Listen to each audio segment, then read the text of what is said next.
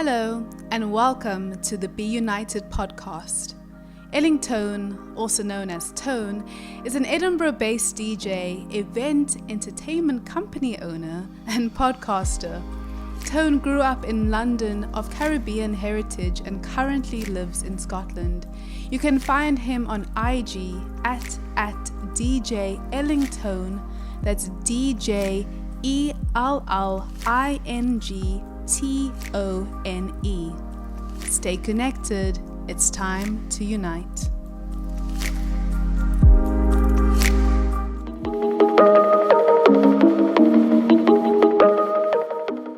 We are here with DJ Ellingtone, entrepreneur, DJ, podcaster.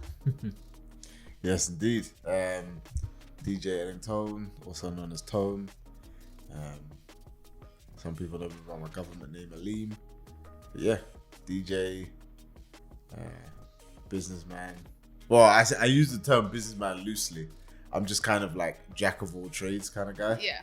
But when I put my hand on something or I put my mind to something, I kind of follow it through. So I wouldn't probably necessarily call myself a businessman, but I do enjoy having my fingers in loads of different pies and having my hand on different projects. Environment plays a huge role, like you're saying about being in London and it takes 2 hours to commute. Yeah, it's ridiculous. And then being in Edinburgh is just a different sort of environment that you're in because it's a small city. It doesn't take that long to move around. But that's the main reason why I decided to stay, is because from my perspective, Edinburgh was all the things I liked about London taken like to a smaller scale, just made more convenient. So if I need to get from my home to the center of town, I can do that in literally 10, maybe 15 minutes. Right. In London, that's taking me an hour and a half. And by that point, I'm just like, I'm tired already. Do you know what I mean? It's stressful, it's long, it's expensive. Why should I need to go to London? Why should I need to live in London to be, see myself as successful? And in my industry, it's almost seen like if you're in London and you're doing well, you are like the top of the, you're top of the chain, as it were. Yeah. Like you are the person that everyone goes to because you can make it in London. You've dominated the UK. Whereas my attitude's a little bit more relative to your environment. Being in Edinburgh is just as good as being in London, just on a smaller scale. Why do I need to be the king, the emperor of my industry? And the funny thing is, what we've noticed over the past 12 months is you don't have to be anywhere specific to get a job done. Yeah. If you can get it done remotely, do you know what I mean? Exactly. But there's people that live in London now that are paying 3 times the rent I'm paying or 3 times the mortgage that I'm paying, that are spending, 4 or 5 times the amount on travel.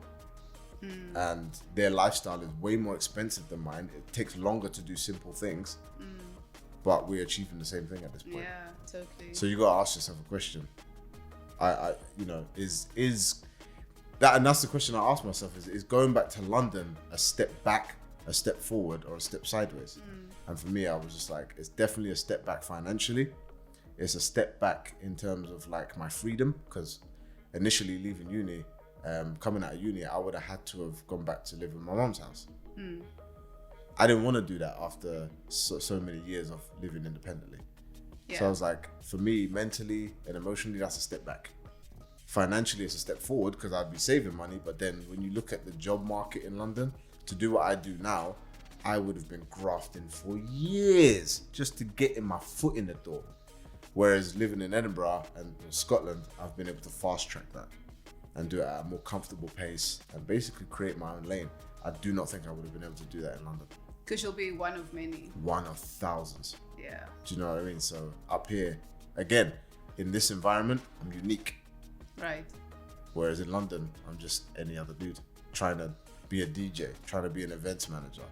You say that you're from London and you're a DJ. People are like, oh, that's great, but there's thousands of DJs in London, thousands of nightclubs in London, loads of places you can DJ. You say you're a DJ in, like, if you speak to a Scottish person, you say, I DJ in Edinburgh, they're like, oh wow, that must be great. Yeah, it is. It's Yeah. really good. It's really fun. Yeah, because the club scene is quite small in Edinburgh. It's Well, compact. in comparison to to London, cities, yeah. everywhere in the UK is small. Yeah, right. But I think again, Edinburgh's one of those places where you can really expand and enjoy it without having to, cover loads of ground. Yeah, true. Do you know what I mean? I mean, don't get me wrong. There comes a certain point where you're like, right, I want to step out and maybe do other cities or another country. But, the way the DJ game works is, well, obviously not in the past 12 months, but prior to our first lockdown, I was DJing in parts of Europe. Like, just go over there for a long weekend, pick up a couple gigs, fly back. And you get to see different parts of the world, you get to travel, you get to meet new people. And it's just like that's the name of the game for me, is to experience a lot. Yeah, I might be DJing, and I've got this saying, every club in the world after 2 a.m. is the same. Yeah. Literally, it's dark with flashing lights, it's loud, it's drunken people everywhere, it's loud people, the energy is all great. And that sounds like I'm complaining about it, but it's not. I like that environment, especially when you're the one bringing the energy. But a nightclub in Prague at 2 a.m. is no different to a nightclub in Edinburgh on George Street at 2 a.m. Yeah. They're exactly the same. So my thing is, go to these different places and enjoy the daytime, enjoy the scenery, meet the people, go to the bars, go to the restaurants, immerse yourself in the culture, learn some history, and then at nighttime we go to work. Yeah. It's the same as if I was, a CEO of a company. Every boardroom looks the same. It's what's outside the boardroom that's important. Do you know what I mean? So I use DJ and use the events stuff, the events business, to allow me to travel to these places so I can experience it. Otherwise, I would just be a 40-hour-a-week, 9 to 5 just, making time to go visit these places on the weekend. Right. And how many people do that really? That's dope though. So you've DJ'd in Europe. Yeah. So how did those opportunities come to you? Did you have to sort of reach out to certain promoters, or did they approach you? So basically it's just networking. You got to network to get work. Yeah. And that is... It's a good quote. I can't take full responsibility for it. I use it a lot and I definitely live by it, but it's not my quote. I don't even know where I heard it first, but it's definitely a quote that is important to me, because if you're in the creative industry, or you're even in the business world, if you're selling or buying, you need to... Networking is going to be your go-to. Yeah. I think that's basically how it works. So obviously through the power of social media, you get to see and potentially interact with people from all over the world. And that's literally what I did. I was following certain DJs, certain promoters, certain club nights from different parts of the world, from different parts of Europe in this context. And I just thought, you know what? I want to go and see these places. Not just the nightlife, but, Germany looks crazy. Czech Republic looks dope. Italy, phenomenal. Do you know what I mean? Like, all these different places. The Netherlands, amazing places. So I was like, right, how can I go there and work? I want to go to these places anyway, but it'd be dope if I could see, how they run their club nights or how they run their events in that country. Are there any differences? May I get inspired to bring an idea back? Do you know what I mean? Things like this. So I just thought to myself, I'm just gonna reach out and, I've got ties with, certain DJs and execs that, they know more people. So I'll be like, oh, do you know anyone that, lives in Prague or lives in Amsterdam or whatever, a DJ from those places that'd be willing to like show me around or whatever, or just even link up. Like, I want to go to these places, but it'd be dope if I could link up with a DJ out there. And yeah, you'd be surprised, man. A lot of people want these opportunities. Want to be like, oh, welcome to my city. Let me show you around. A lot of people are very hospitable, and I think you just gotta find those people and just, and I've always been somebody that can gel well with even strangers. Right. I'm not afraid to ask questions. I'm not afraid to like have a conversation with somebody, open conversation. Do you know what I mean? Like, I'm very intrigued at how people operate. So when I go to these places, I'm really like, oh yeah, that looks great. What's that? Like, it might seem just some old building, but I'm like, oh, what is that? That looks, we don't have that back home. Like, what is that? And yeah, you just get to know people, you get to know their culture, you get to know their history.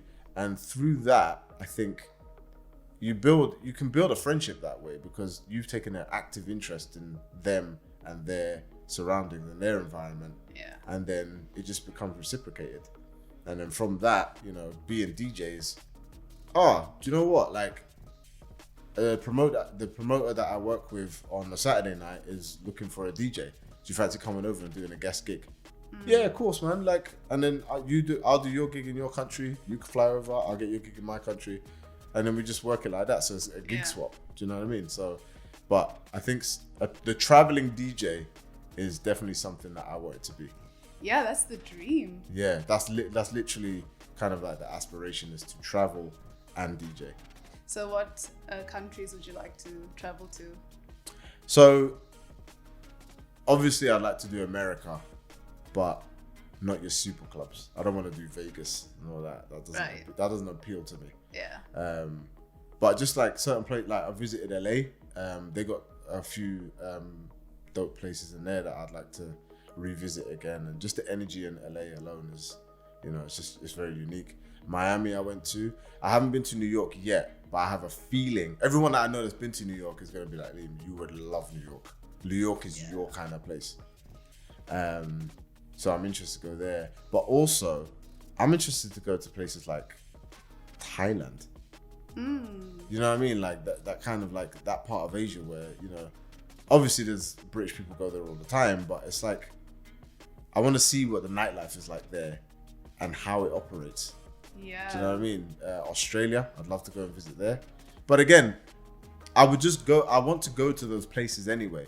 So if I can pair it up with a DJ opportunity, why not? Do you know what I mean? I love DJing. Do you know what I mean? If it means you get paid while you're out there, it's even better. Do you know what I mean? So I think that's kind of like my kind of like reason for DJing.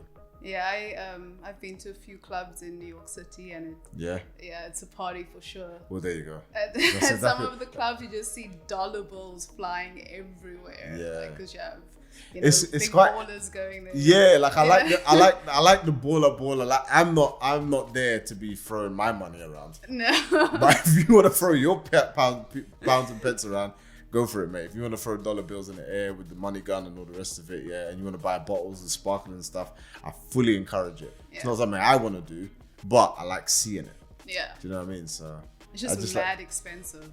Yeah, but you know, I know that going there. Do you know what I mean? I wouldn't live there. No. Unless I could really afford it, but. You know, I know going to places like New York and doing certain lifestyles and Dubai and doing up those lifestyles, I know they cost money. So I wouldn't go there and complain that everything's expensive. Exactly. It's the experience, you know. It's interesting what you say about wanting to DJ in places like Thailand, because I've been to Bali and Sri Lanka and some of the clubs there, and it's different, but it's so lit. Like those people really know how to throw a party. Well, this is why. So when I say I want to go to those places, it's not because I want to just go to a club in Thailand, or go to a beach club in Thailand. I want to party with those people, right? Because they are different to us. Yes. Do you know what I mean? I want to see how they get down. Yeah. Parts of Africa. I want to go back to the Caribbean and see and like really experience a dancehall street party. Yeah. Because I've heard about it, people speaking about it, I've seen stuff on the internet. Same with Africa, and these places just look like you go to a nightclub. This isn't a nightclub. This is a cultural experience in some places. I want to visit those places. I'm not interested in going to, like I said, the super clubs where it's just basically 4 walls, ton of lights, pretty girls walking around, guys throwing money around, drinking alcohol, getting drunk. Right. Do you know what I mean? I want to go to these places where there's a different outfits. You know, they dress different, they speak different. Their attitude to spending money and showing off is different to what they do other places. Yeah. Do you know what I mean? So, and I'm just interested to see what it's like, and you know, just experience it. Either being involved in it or just seeing it from, you know. Yeah, totally. Firsthand. So I just I get, like I said, DJing is basically my passport. That's how I want to travel the world. So you have a big love for traveling. Yeah, it came late in life. I will say that, because growing up, I didn't get on an airplane much. I didn't really travel much growing up. But once I got to uni, I started meeting people that did travel much. Like the guy that I lived with throughout my time at university, he was massive into traveling. Like before he came, before he came, he had by that point he had pretty much seen most of Europe. Yeah. And this is a 21-year-old guy. And I said, well, why am I not doing that? These times I haven't even been to Barcelona. I've not been to Madrid. I've not been to Prague. I've not been to Rome. I've not been anywhere really that I can say, oh yeah, that was amazing when I went there. Right. Do you know what I mean? So from that, I was just like, you know what? Why not? And as a student, you don't have much money, but EasyJet, Ryanair, these you can get flights for like 30, 40 quid back then. Exactly. Do you know what I mean? So it was like easy, just jump on what's your reason? What's your excuse to not go? Your weekend is pretty much going to be you spending that money in your hometown. Exactly. Why not just pay the extra 100, go another country, do it there, experience it? And once I started doing that, I was like, yeah, traveling's for me. I would like to live here, set up camp, have a family and stuff, but every opportunity I can to get out the country and see something new, I'm definitely gonna do it. Yeah, Edinburgh's a good place to be. Yeah.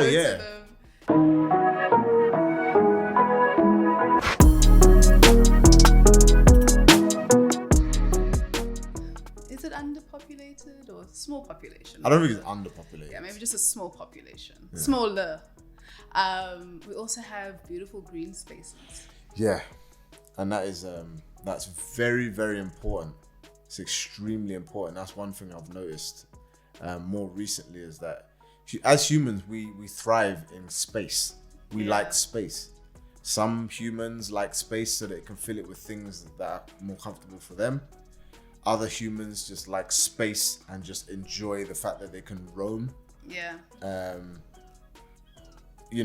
So when you move to a place, when you're from a place where there's loads of space, there's loads of outdoors, there's loads of greenery, oxygen's fresher, and there's less pollution, and then you go to London, it's almost like a shock to your system. It's chaotic. Yeah. And don't get me started on the water. The water in London's trash. Oh, really? It's horrible. It's hard. You won't drink it from the tap? Hell no. Hell no. My mum put in a water filter in the house. So all the water that goes to the upstairs where the shower and the bathroom is, that's all filtered. But in the kitchen, you don't drink out of that. She's got like a water filter in the fridge. So you fill up with fridge water and it filters through. But yeah, no, you don't drink out the tap in London. Never. Okay. You can. It's not going to hurt you. Right. But it just doesn't taste the same. Yeah. It's got a weird, and it's very, imagine water being dry. Like when I go for I've been to certain places in London and I'll take a shower and just my skin just feels like, I don't know how to explain it. It's wet, but it still feels dry. It doesn't feel moisturized. Interesting. Whereas in Edinburgh, the water is softer. So when you get out of the shower, everything feels moisturized, and even though even when you dry off, there's like this dewy kind of feeling, and on your face and stuff, and it's just healthy, and your hair, everything. It's like when my mom comes to visit, she always washes her hair because she's like, the water up here is perfect. Interesting. Mm-hmm.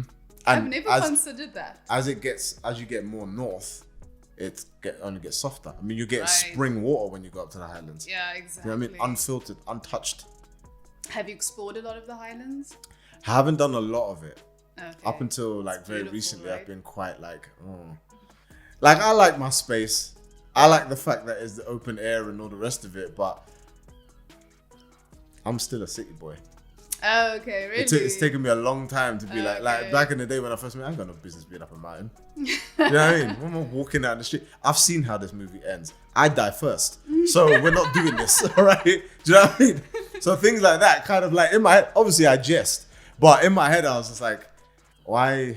So what, you lot walk up mountains for fun and recreation? Nah, I don't really. I only walk if I'm going somewhere. Right. And I'll walk because I don't need to be there anytime soon. Yeah. But some people, as I've gotten older, and especially through lockdown, because it was one of the only things you were allowed to do, you explore this. And I've realized, I'm like, do you know what? Going for a wander, not that bad. Ecotherapy. Yeah. Is that what it's called? Amazing. Okay. That's interesting. It does make you feel different, especially if you're stressed out and just go for a walk in nature. Yeah. You feel cleansed. But I think the reason why I didn't really appreciate it is because growing up in London, you can't do that. Right. Going for a walk in nature, where? And where I live is not like on the outskirts. My mum lives in Wembley. Do you know what I mean? So it's like, where is there like green grass? Right. Do you know what I mean? There's a tree sparingly. Like you don't see much greenery and about everything's buildings and traffic's and road. So it's just like, if you got stressed in your house, going for a walk will probably stress you out even more. Do you know what I mean? So it's like, why? And then obviously, you don't have the same scenery in London. You don't get that sense of fresh air and concrete. Like, you go up Arthur's Seat, you can see the entire of Edinburgh, 360. You walk up to the castle, you can see 360. It's fresh air. It's high up. It's a mountain. There's greenery. There's natural environment around you. Yeah. There's only a few places in London you can do that. And then when you do get to a place like Primrose Hill, for instance, in London, you get to the top of that hill and you can see a lot of West London and Central London. And it is a really good sight. But what you also see is thousands of people in your sight. Oh. Do you know what I mean? So then there's no escaping the fact that you're in a city. Do you know what I mean? And on certain days you can see the smog and all the rest of it. So it's just like, yeah, that makes we've barely taken a step sideways at this point. But in Edinburgh, you can really appreciate, or in Scotland, you can really do that and dive into it. So coming here and people telling me that, it took me a while to really understand and appreciate it. But I think now I get it. Totally. Now I get it. It makes me appreciate being here more because there are so many walks that you can do, like Arthur's Seat and the Pentlands, or you can walk alongside the Water of Leith, which is so lovely. Yeah. You know? Yep, 100%. I mean, it's quite funny. The Water of Leith I've done recently. Not the whole of it, but a large majority of it. Recently went up the Pentlands. I definitely bit off more than I could chew. I did it, but I wasn't expecting that. First thing on a Sunday morning, I was like, nah. Did you see any coos? I didn't see any, but I know where they were. Okay. Apparently they're nuts. I've never seen them though. A lot of people do the touristy thing and try and like take photos and that, and they will charge for you apparently. Oh really? Yeah, they're not like placid cows. They'll mash you up. Like you're in their area. You know what I mean? Like you're totally there. Like they are effectively wild cows. Right. And they got horns and stuff in it. Yeah. The cows that we think of, like dairy cows, they're quite placid. I mean, they can have their moments, but by and large, they're quite like mundane creatures. Like they just chill. Exactly. But Highland cows apparently are like on some crud. Like they'll move to you. That's good to know. Yeah, so don't get in the pen. Obviously, the farmers and stuff have like sectioned it off, but some people will hop the fence to get like a picture or maybe to pet it or whatever. And, why would anyone do that? Because they're probably thinking that they behave the same way as other cows. It's not a domestic cow. Yeah, I know, right? These are wild animals. Like, exactly. give them, put some respect on their name. Yeah, like, they will come for you. You know what I mean? There's no negotiating with an animal. They have those horns for a reason. Exactly. So, by and large, and they're quite, I guess, they're like old school cows. Like, they don't get domesticated for any reason. Yeah, exactly. Like, so, it's just one of them ones where a lot of people are doing touristy, and it's like, you go find out the hard way that these are not the cows to play with. That reminds me of in Cape Town, we have baboons. And tourists come to Cape Town and they see baboons as cute little monkeys. Oh, hell no. But they're very dangerous. Yes. Have you not seen their teeth? These people get so close to a mother with her baby, trying to take pictures. I actually went up to someone. I'm like, can you step away? These are wild animals. She will attack you. Were these people from like Europe? China. Yeah, they don't. Yeah, they. They love taking photos and stuff, and it's just like, you are going to get eaten. Right. Like, yeah, you need to understand what you did. Like, do some research before you go to these places, man. Exactly. Baboons are not to play with. Like, I say teeth. They have large teeth. They have fangs. Yeah. They're primitive animals, man. Don't play with them. And they live their life on survival and instinct. Right. They will chop you up. Yeah. So there was one story where I wonder if China have their version of David Attenborough, because he's basically the main reason why a lot of us know certain things about wildlife. Yeah. But maybe they don't. So there was this one story where this guy was kind of teasing a baboon with a banana. So he was in his car, so he would kind of give it to the baboon and take it away, like teasing the baboon. This baboon clawed his face. Oh, yeah. I mean, I don't. It's not. You're like, yeah, that's You what happens. I'm not condoning it, but you understand why it happens. Like I Right. said, you can't negotiate with animals. Exactly. You either have something they want and they adhere to you, or you don't, or you have something they want and they want to take it from you. So, especially food. I think humans get this idea that because we've got larger brains that we're like superior. The fact of the matter is, our larger brain has only allowed us to manipulate the environment, not the things in the environment. Exactly. You put us in you take away our homes and our ability to build and protect ourselves. We are probably one of the lowest on the food chain. We wouldn't know how to survive. I mean, if you were on a stranded island with animals, the first thing you would think is, I need to get somewhere high and I need to protect myself, because I know that if I come across a tiger, I'm finished. If I come across a pack of a gorilla, I'm finished. Do you know what I mean? Like we are not the dominant physical species on this planet.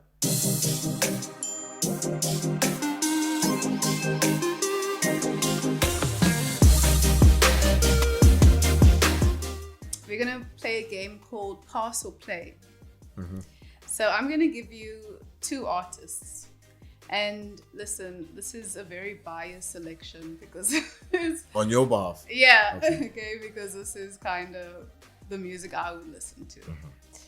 So I'm gonna give you the option of 2 artists, and you tell me who would you play as a DJ and who would you pass. Okay. So Drake versus Travis Scott. Play Drake, pass Travis Scott. Missy Elliott versus Cardi B. Play. Oof. Okay, as a DJ now, play Cardi B, pass Missy. Really? Now. Wow, but Missy Elliott has some good songs like For My People. You know, that is 100%. that But is the the zeitgeist song. is more in favor of Cardi B. True. You play True. Cardi B in a club at peak hours, it goes off. Yeah. You play Missy Elliott in a club now for this generation, it doesn't really have the same effect. True. Like you can play that in a bar at like 9-10 p.m. Missy always goes off. She's got consistent bangers. But Cardi B right now is it's just a different generation. That's all that is. If you had to play WAP now, holy heck, you'll have everybody trying to do that TikTok dance. Well, it's funny because WAP, no one's ever seen WAP played in a club. Yes, exactly. And I'm very, very interested. But the thing is, I think now that phase is past. I think if that song came out this year, like maybe, like if it dropped now and we're going in the clubs in a couple of months, that song would do absolute movements. Like people would be going absolute crazy. Girls would be going absolute crazy for that song. Yeah. But I mean, so there's certain club bangers that just kind of miss the club. But I'm also positive that there's certain artists that are sitting on club songs because they're right. waiting for the clubs to open, and that first weekend, this boom, boom, boom, boom, boom, boom, it's just gonna blow up. So yeah, Cardi B is probably gonna come out with another song. I mean, that's what she does. She makes club songs. She makes club music. So yeah, so that's kind of that out of those 2. Okay. Dubstep versus drum and bass. Oh, this is way out of my genre.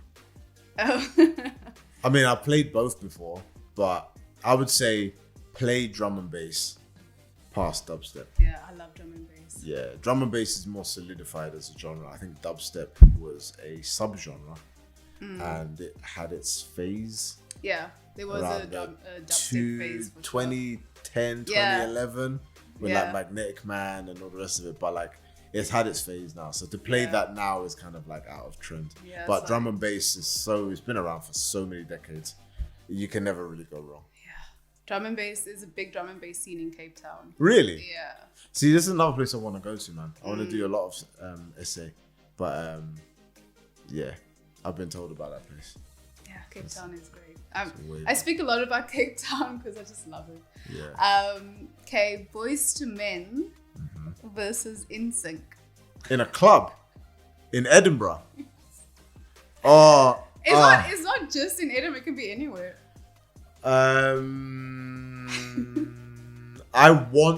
would play Boys to Men over NSYNC, but you know, when I do a student night, ain't nobody trying to hear Boys to Men.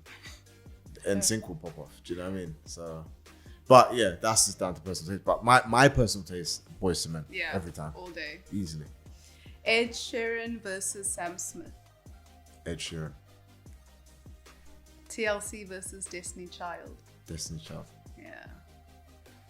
I really like Beyonce in Destiny's Child. Yeah. More than I like her as Beyonce. Really? Yeah. Interesting. I preferred her songs when she was with Kelly and Michelle. I love so Destiny's Child. I've heard this argument before. That apparently there's three different eras of Beyonce. There's Destiny's Child Beyonce.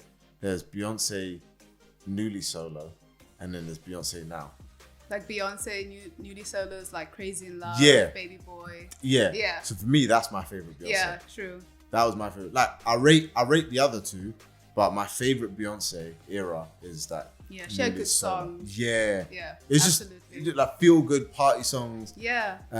In Destiny's Child, obviously it was more of a harmony and a symphony. Like she had to really and she was still discovering herself. True. I think Beyonce now is a completely different person to back then. Like she's married, she's got kids, she's living a different lifestyle. She's got different, awards, and she's accomplished in so many different ways that we're not getting the same product. It's not a bad thing. It's just different. Yeah, I take that back. I think newly solo Beyonce was my best. favorite. Yeah, that Crazy in Love album was just banger after banger after banger. Yes, if I hear Crazy in Love in a club, it's going down. Yeah, and that was around the time when like Jay-Z and Beyonce was first becoming like everyone started realizing that they were like together. Yeah, and it was just like this is not only is this like power couple, but they are individually great in their own genres. Right. So it's like, and then it came together and it was just phenomenal bodies of work after phenomenal bodies of work. So she's an epic performer. Have you seen her? What's it called? It's this big sports event in the USA, Super Bowl. Super Bowl. Yeah. Did you see her performance in Yeah. OMG. It was if like you want to be mesmerizing. blown away by a Beyonce performance, you got to watch Coachella. Her Coachella performance. That to me was like, how does one human put on? I've never seen anything like that since Michael Jackson. Really? Whoa. That's the level she's working with. That is the level that she's at. So make of that what you will, but it's coming through. Legit, man. Like I've never seen anybody put in as much work, as much time, dedication. She literally tailors her lifestyle to being a performer, and she's not getting any younger. So that can't be easy year after year after year. Yeah. But she does it year after year after year. I mean, the Coachella performance was, I want to say 2, maybe 3 years ago. She embodied it, man. And like I said, I've never seen anyone do that or keep the same work ethic since Michael Jackson. Considering what they have to sing, dance, elaborate shows, choreograph.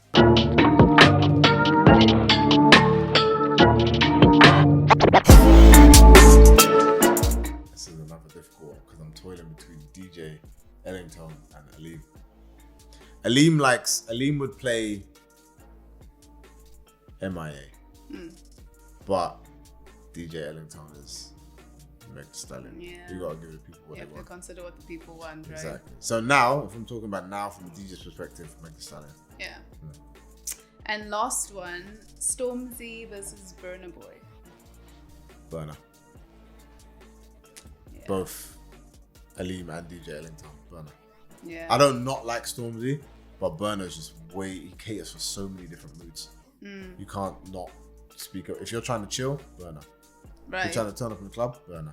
Yeah. Do you know what I mean? You're trying to get cultural with it and, you know, light up the dance floor. Fair enough. Stormzy don't really do that. Okay. So talking about the club scene when it comes back to life in Edinburgh, and for the listeners that aren't from the city, where is it happening in the city of Edinburgh? So one of the places that I'm going to be DJing at and doing a lot of different types of events is 4042 on Gridley Street, just off Lothian Road. Right, yeah. So the Nando's on Lothian Road, just literally up that little side street next to the Usher Hall. That's a very good space. I know the owner very well, so he's allowed me to do a lot of different types of events. It's not just turn up, play music and get drunk. You know, different elements to that place. So there's 4042. Obviously, for those of you who live in Edinburgh, you know about Tipsy at Lulu's on a Sunday. That's like a city staple.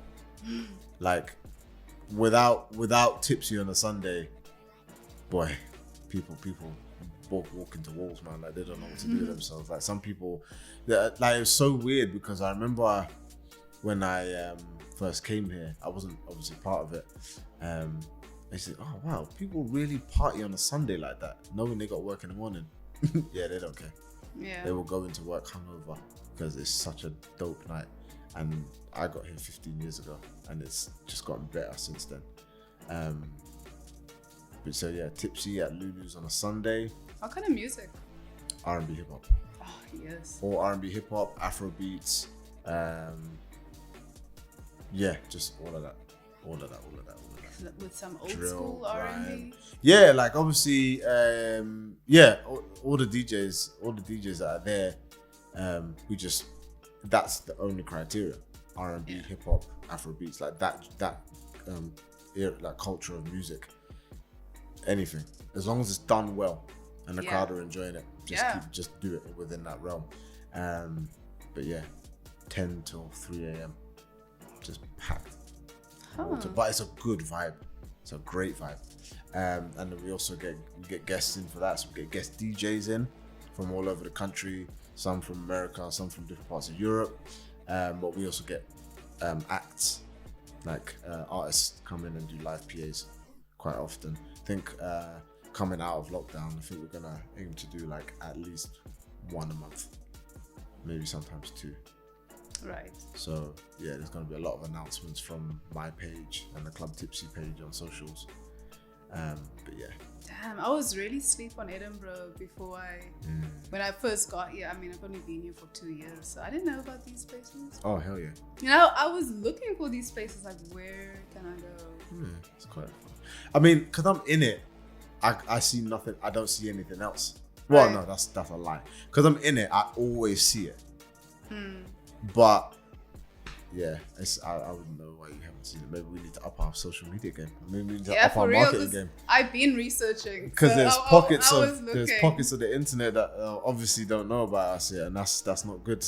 Yeah. That's we need to dominate the city properly. Then Yeah, because I was going to like Cowgate. yeah, And I was like, you yeah, don't this find is R&B cool, hip-hop in but Cowgate. you know, it's rock and some I think type of music. I think with Edinburgh, it really depends on who you go out with. Right. Because one thing I've noticed is that obviously Edinburgh, Scotland is a predominantly white country. So especially 15 years ago when I got here, you ask somebody where R&B hip hop is, they by and large a lot of people won't know. But they'll tell you where all the rock bands are, they'll tell you where the indie clubs are, they'll tell you where do you know what I mean? Where they play cheese and like old school pop. But you have to if you find somebody who likes the same music as you, you're probably gonna find out where these places are. Ellingtone, thank you so much for being on the podcast today. Definitely. Can you tell the people where to find you on the socials? I am on Instagram and Twitter at DJ Ellingtone. That's DJELLINGTONE.